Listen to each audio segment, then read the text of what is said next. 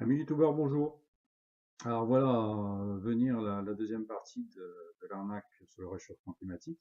Alors tout d'abord, je tiens à m'excuser auprès de ceux qui m'ont dit, alors Olivier, elle tarde à venir ta deuxième partie. Mais attendez pas, mais j'ai été un petit peu pris par le boulot, j'ai fait de la pub pour la sortie de mes deux derniers bouquins, c'est un petit peu normal.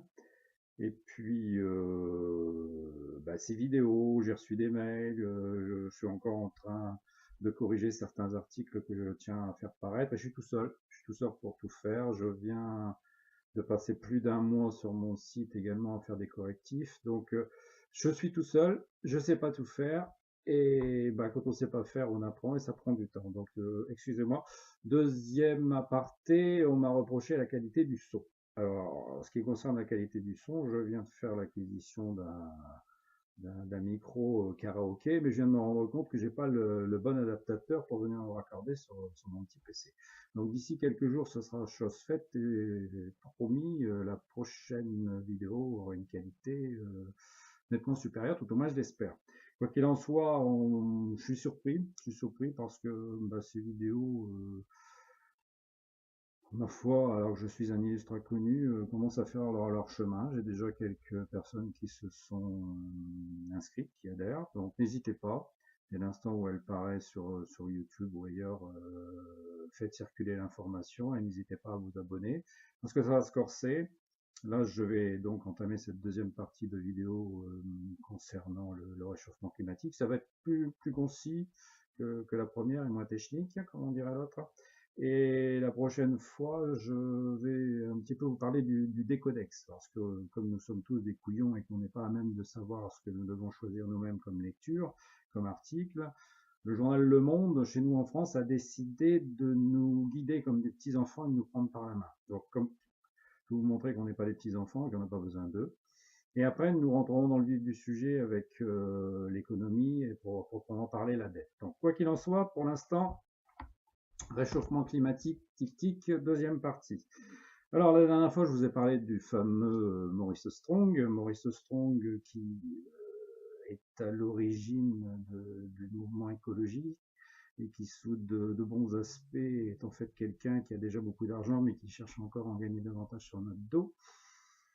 Il a un autre petit copain qui s'appelle Al Gore, et Al Gore, lui, ma foi, était le vice-président des États-Unis à l'époque Bush Junior, et s'est également lancé dans l'aventure pour les mêmes raisons, à savoir remplir ses petites poches de jolis billets tout verts.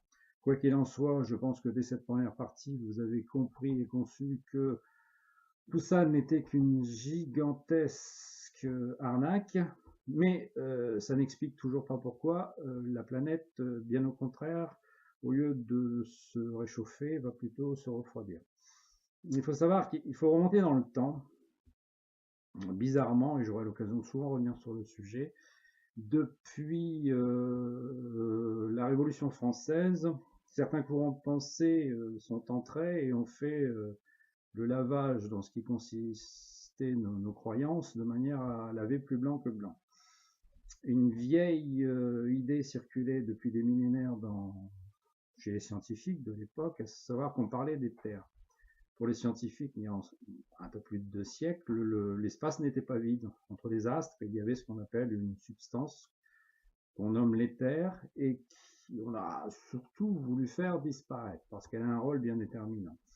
Et en cela, un monsieur qui a fortement contribué à la faire disparaître et que je dénonce dans mes livres, et dont certains s'étonnent parce que je ne suis pas vraiment très gentil avec lui, c'est le fameux tireur de langue, c'est Einstein. Einstein a contribué à faire disparaître avec ses théories farfelues, pour la plupart, ce fameux éther qui explique beaucoup de choses, parce qu'il faut savoir que notre univers est de nature magnétique, ce qui explique et expliquera prochainement les tremblements de terre que nous allons vivre, parce que courant mars et dans les mois qui vont venir, nous aurons une série de tremblements de terre à différents endroits du monde. Bon, dire quand ils vont avoir lieu, c'est assez simple. Dire où, c'est beaucoup plus compliqué. Quoi qu'il en soit, l'univers étant de nature électromagnétique, notre Soleil se compare un petit peu à un condensateur. Et comme tout condensateur, il prend une charge. Et au bout d'un certain temps, il éprouve le besoin de se décharger. Seulement, il ne peut le faire qu'à certaines circonstances, c'est-à-dire quand il y a des alignements planétaires. Et on s'est rendu compte que lorsqu'il y avait ces alignements planétaires, les planètes, je m'explique, vous avez mon point, le Soleil, et si en dessous vous avez toute une série de planètes, Vénus, Jupiter, la Terre, qui sont là, elles vont se comporter comme un fil. Et le Soleil va avoir l'occasion de décharger une incommensurable quantité d'énergie à travers ces planètes. Et à ce moment-là, se passent des phénomènes sur ces planètes. Bon, ailleurs, on s'en fout parce qu'on ne le voit pas, mais sur la Terre, ça dénote des changements telluriques, des tremblements de terre, des tempêtes, et puis surtout, ça interfère sur notre champ magnétique. Le Soleil a ce qu'on appelle des taches. Ces taches solaires ont un cycle de 11 ans, 11 années. Alors on s'est rendu compte qu'elles interféraient sur aussi bien l'humeur des gens. Certaines périodes, quand le Soleil n'a pas de taches, à certains moments, bizarrement, des guerres ont lieu à ce moment-là. On se rend compte qu'à certains moments, quand il y a tâche ou pas tâche, ça influe également sur l'état de santé humain, parce que vous savez que nous avons tous notre petit champ magnétique que certains nomment l'aura, certains occultistes nomment ça l'aura, c'est vrai, c'est le nom qu'on peut lui donner. Et notre petit champ magnétique peut être influencé par un champ magnétique beaucoup plus grand, à savoir par exemple la Terre. Vous avez tous remarqué que lorsqu'on se trouve dans des endroits bien précis de cette planète, on s'y sent bien. À d'autres endroits, on s'y sent moins bien. Là où on a érigé, où nos anciens ont érigé des dolmens, ce qu'on appelle des mégalithes, très souvent on peut ce qu'on appelle se recharger. Et le Soleil, lui, avec son champ magnétique gigantesque, est capable de nous générer également des troubles parce que notre sang, tout simplement, est composé de globules rouges, et à l'intérieur de ces globules rouges, vous avez du fer. C'est pas plus compliqué que ça. Et de fait, le champ magnétique terrestre additionné au champ magnétique du Soleil interfère sur notre état de santé, ce qui explique beaucoup de choses. Être crevé, être en forme, être énervé, être tout mou, tout ça, nous sommes interreliés. Cet univers est là, il est bien là, nous en faisons partie, nous en subissons les conséquences. Et donc, notre Soleil est responsable de beaucoup de choses. Et tous les 11 ans, son champ magnétique s'inverse. Et bizarrement, quand son champ magnétique s'inverse, il se passe des choses sur notre planète. Mais un fait indéniable, c'est que ce Soleil a toujours, en règle générale, quand il a déchargé ce qu'il avait à décharger, il retrouve à nouveau d'autres taches solaires. Et bizarrement, depuis un certain temps, les taches solaires ont disparu. Voilà. Alors je reviens un instant sur notre copain Maurice Strong. Bon, vous savez que je vous expliquais qu'il est à l'origine de l'agenda du sommet de Rio, qui a eu lieu en 1992 et au cours duquel on a élaboré pour la première fois la fameuse théorie du réchauffement climatique. Bon, à l'époque, les scientifiques ont soulevé un tollé. Il y a eu plus de 4000 scientifiques qui se sont rebellés un petit peu contre ce qu'ils considéraient comme gigantesque conneries. Ils se sont tous manifestés dans ce que l'on nomme communément l'appel d'Heidelberg. Donc je vais vous lire un petit peu ce qu'ils disaient, ces 4000 scientifiques à l'époque, et j'ai relis ça dans mon deuxième bouquin qui s'appelle La Promesse, qui était paru en 2014, bouquin que j'avais commencé à écrire en 2010 pour vous dire à quel point je m'intéresse au sujet et où j'étais déjà documenté depuis un paquet d'années. Donc je vous lis simplement le passage. Alors, les théories du réchauffement climatique ont été mises à l'agenda du sommet de Rio en 1992. Des scientifiques ont commencé à s'inquiéter et ont publié une pétition connue sous le nom d'appel de Heidelberg. Plus de 4000 scientifiques ont signé, y compris 72 prix Nobel. Dans cette première version, l'appel est apparu dans le Wall Street Journal du 1er juin 1992, c'est-à-dire la veille du sommet. Alors, nous voulons apporter notre totale contribution à la préservation de notre héritage commun, la Terre. Par contre, nous sommes inquiets de voir émerger à l'aube du XXIe siècle une idéologie irrationnelle qui s'oppose au progrès de la science et de l'industrie et empêche le développement économique et social. Nous acceptons complètement les objectifs de l'écologie scientifique pour un univers dont les ressources doivent être gérées et préservées. En même temps, nous demandons que cette gestion et cette préservation soient fondées sur des critères scientifiques et pas des présomptions irrationnelles. Il conclut, les plus grandes menaces à notre Terre sont l'ignorance et l'oppression par la science. Je pense que c'est clair. Bon, il est évident que par la suite, ces messieurs se sont calmés parce que je vous ai déjà expliqué que ces scientifiques ont besoin de subsides, ces universitaires ont besoin de fonctionner pour leurs recherches. Et pour les recherches, il faut de l'argent. Et vous savez très bien qui détient l'argent, si ce n'est autre que les banksters qui ont une certaine idéologie et qui veulent tous nous amener à un certain endroit et dans un certain concept que je dénonce et qui s'appelle le nouvel ordre mondial. Donc il est évident que ces messieurs n'ont eu qu'à couper les vivres à certains individus pour que tout ce beau monde se calme. Voilà comment ça marche, ça ne changera pas, on ira comme ça jusqu'au bout. On exerce la même idéologie sur nos médias et nos journalistes, ceux qui sont connus, ceux qui sont là censément pour nous faire connaître la vérité, nous font connaître une toute autre musique, qui est la musique des banquiers, qui leur disent exactement ce qu'ils doivent dire, dans quelles conditions et pour quels individus. Et le fameux décodex dont je vous parlais il y a quelques instants, c'est exactement la même crème, c'est exactement la même chose. Avec ce qui s'est passé aux États-Unis où Trump n'était pas attendu, où les instituts de sondage disaient à corps et à cri que la mère Clinton serait élue avec les deux doigts dans le nez, eh ben, les médias internationaux se sont pris une branlée incommensurable et de fait, tout ce beau monde serre les fesses parce qu'ils se rendent compte que maintenant, enfin, ce que je dénonce depuis des années, les gens ne croient plus du tout aux journaleux et se rebellent et font appel aux médias de traverse, dont j'espère à mon humble niveau pouvoir contribuer. Il faut redresser la barre, donc il faut faire savoir que non, surtout, n'allez pas sur Internet, regardez des sites conspirationnistes parce que ces gens vous racontent des conneries. Et en fin de compte, ce sont eux qui sont les fake news et qui racontent la connerie. Vous avez quelques individus qui se battent et dont j'ai la prétention de faire partie pour justement répondre la bonne et saine nouvelle. Alors je vais revenir un instant sur cette idée de taches solaires.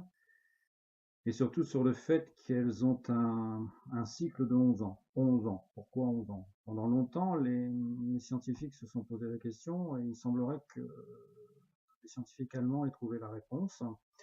Ils ont publié le but et leur recherche dans la revue Solar System, quelque chose comme ça. Alors pourquoi 11 ans? Tout simplement, je vous expliquais tout à l'heure que bon, nous avons notre Soleil, que je représente avec mon poing, et puis nous avons les planètes qui, lorsqu'elles sont à un endroit bien précis, c'est-à-dire en alignement, lui permettent de se décharger. En l'occurrence, ils se sont basés sur l'influence de la planète Vénus, qui, si les souvenirs sont bons, est 390 fois plus petite que Jupiter. La Terre qui est 319 fois, je crois, plus petite que Jupiter, et Jupiter qui, elle plutôt, est 1000 fois plus petite que le Soleil. Donc, ces petites planètes, semblerait-il, plutôt ça me paraît évident, ont une influence notable sur le Soleil de par leur révolution.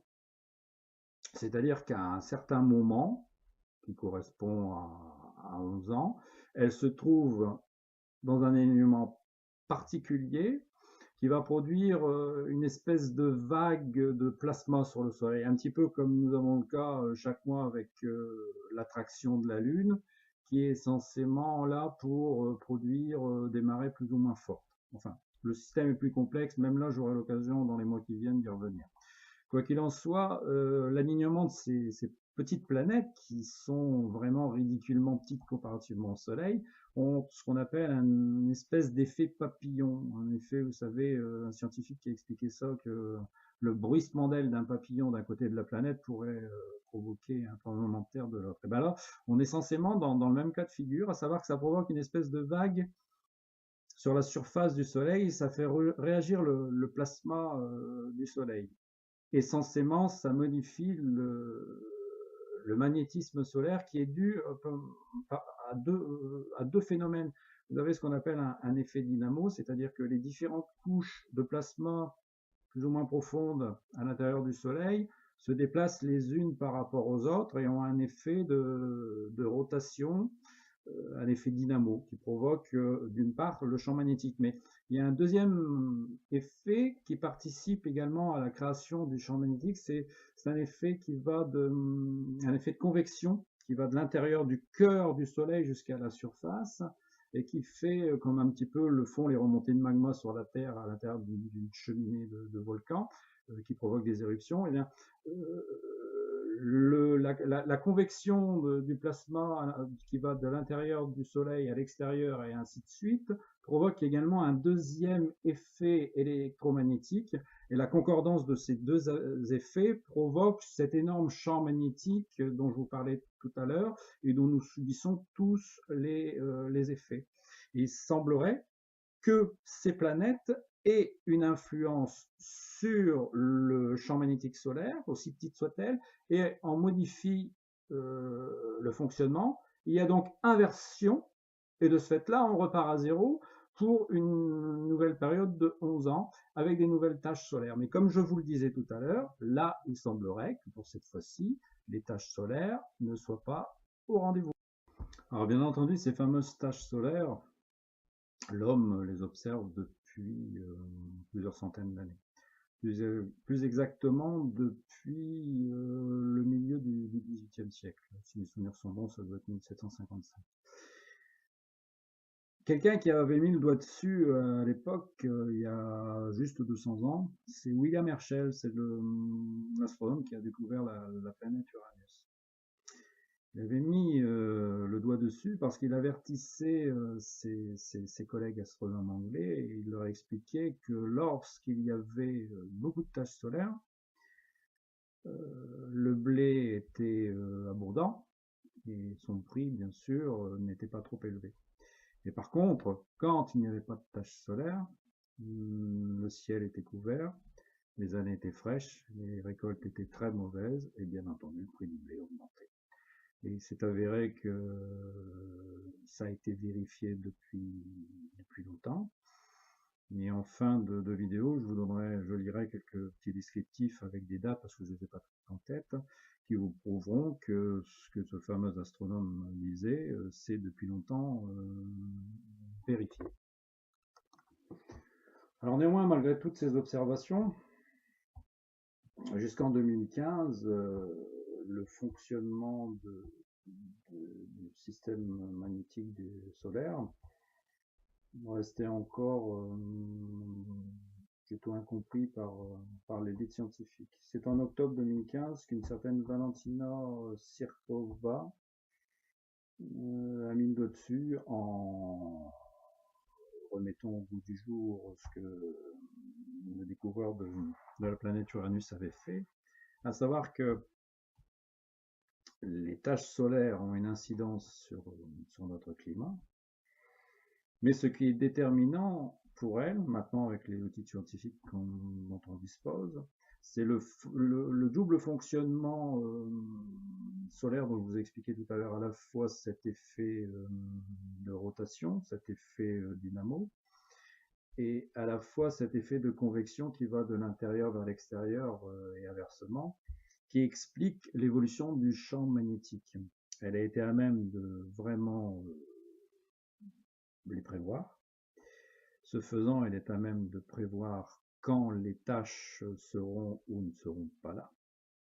Et ce qu'il ressort de son étude très précise, mais bien entendu décriée, c'est que nous allons vers une période assez longue où nous serons sans taches solaires. Et de ce fait, nous allons nous geler les fesses. Alors, bien entendu, le fameux GIEC dont je vous ai longtemps parlé dans la première partie de cette vidéo n'est absolument pas d'accord avec ça, parce que ça remet complètement en cause le dogme qu'ils ont élaboré afin de gagner plein de pognon sur notre dos depuis 1992.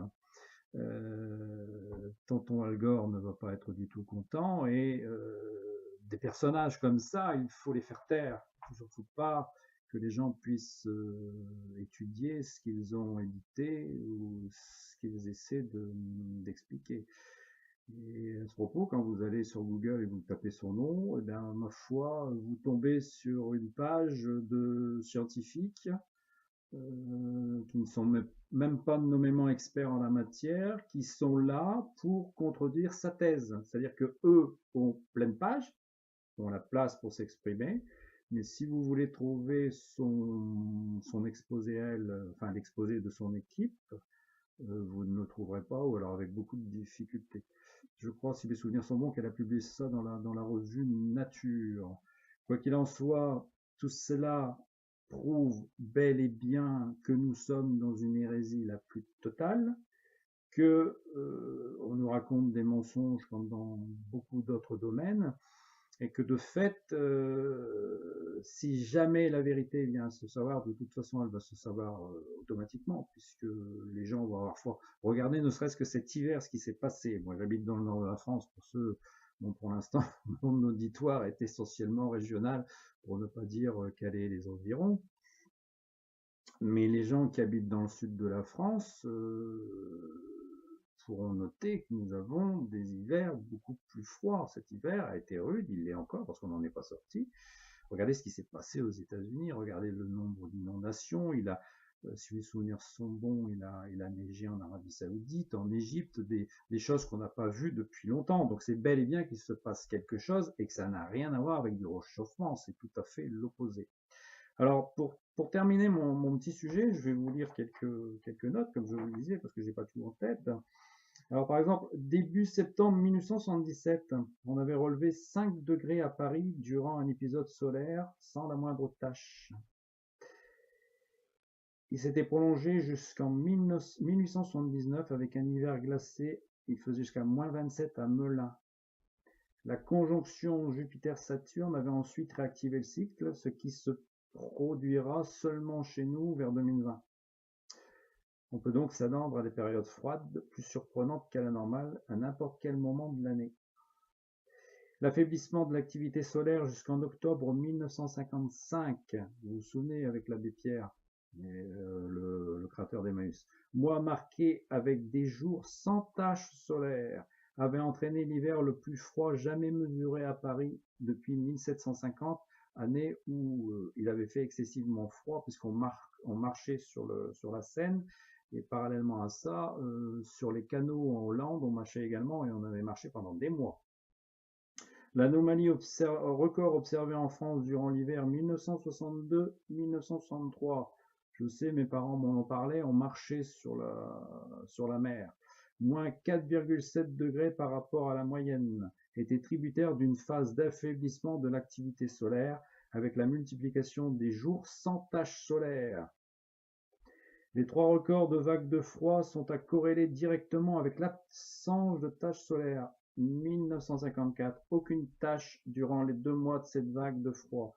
1956 et l'hiver suivant, une période de près de 3 ans sans taches solaires. 1985, 11 jours sans taches solaires durant la vague de froid de 1985, certains s'en souviendront. Notons aussi que le dernier record de froid relevé en région parisienne, moins 20,6 en janvier 2010, avait été atteint le lendemain d'une journée sans taches solaires. Alors, quelques exemples en plus d'anomalies estivales observées durant les cycles sans la moindre tache solaire. Été 1867, gelé tous les mois d'été.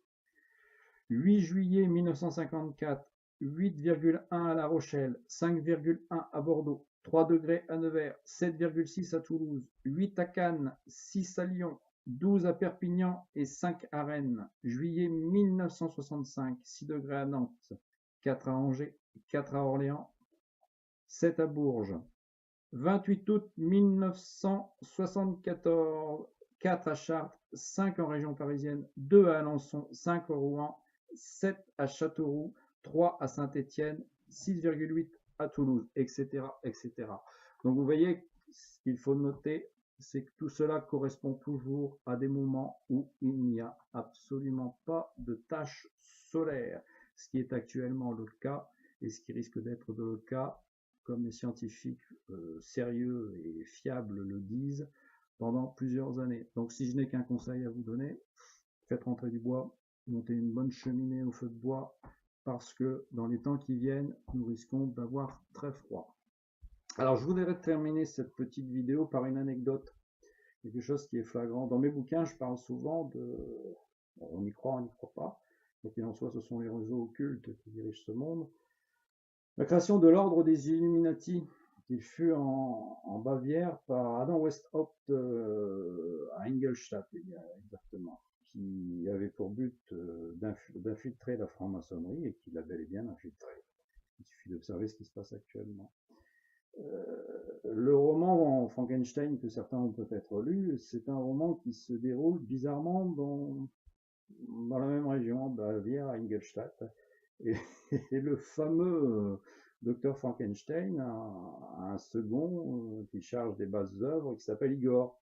Et le fameux Igor est censé aller chercher un cerveau pour son maître, pour la création du fameux monstre Frankenstein. Bon, ben, il se trouve qu'à notre époque, on n'a peut-être pas d'Igor pour les bases œuvres, mais nous avons, nous, un Algor. Un Algor dont je vous ai annoncé dans la première partie de cette vidéo les bases œuvres. Il n'est peut-être pas censé aller chercher un cerveau pour la création du monstre, mais il a fait mieux que ça, puisqu'il a captivé les âmes de centaines de millions d'individus, leur faisant croire que nous étions vraiment dans une période de réchauffement climatique et nous étions des vilains, mais vilains consommateurs, pollueurs, et pour cela il fallait payer. Tout cela pour se remplir les poches. Parce que le maître mot, c'est toujours, et ce sera jusqu'au bout, le pognon. Donc cet enfoiré d'Algor s'est emparé des âmes de beaucoup trop d'individus. Et il faut donc rétablir la donne et faire connaître la vérité aux gens. Donc à mon humble niveau, c'est ce que j'essaie de faire. Alors si je n'ai pas été trop long et trop chiant, faites circuler cette vidéo autour de vous. N'oubliez pas, il y en aura d'autres. Vous avez le droit d'adhérer à ma chaîne YouTube. Ça commence à bouger un petit peu, n'hésitez pas. Pensez à moi pour mes bouquins. Dans le dernier, j'évoque ça longuement. Je reprends très souvent les sujets et je les développe au fur et à mesure que les nouvelles scientifiques circulent. Ceux qui voudraient également m'aider, vous allez peut-être voir circuler ça, des petits folders que je distribue un petit peu partout. Si vous en voulez, il suffit de m'envoyer un petit mail et je me ferai un plaisir de vous en faire parvenir. Ceux qui voudraient également, j'ai une superbe, enfin beaucoup la trouvent très belle, superbe affiche. N'hésitez pas, je peux également vous en faire parvenir si vous avez un établissement, si vous avez une boutique, quoi que ce soit. N'hésitez pas. Quoi qu'il en soit, je vous remercie de m'avoir écouté jusqu'au bout. Une fois de plus, j'espère ne pas avoir été trop chiant et je vous donne rendez-vous à la prochaine vidéo. À bientôt. Merci.